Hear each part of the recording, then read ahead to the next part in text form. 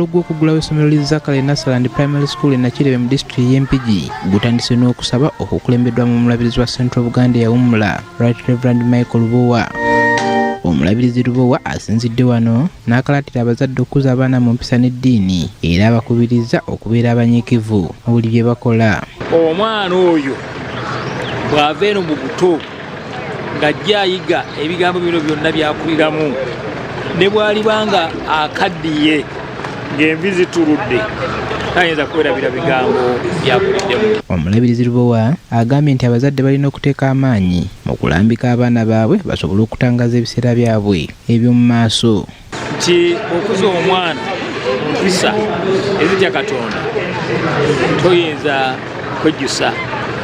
Abazadde tuzadde abaana naye abaana engeri gye tubakwatamu eyokka terikuwa essuubi.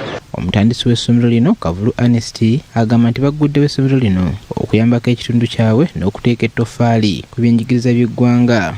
Teaching being our calling, we decided we push it to the end and educate the nation. We have come to add to the quality of education in Empigi district. Ono agamba nti essira balitadde kugunjula abaana b'eggwanga nga batumbula ebitone byabwe n'okubakuza n'empisa ezisaanidde. We want to help children explore their potential because we know every brain is unique. Children learn differently due to individual brain development and wiring.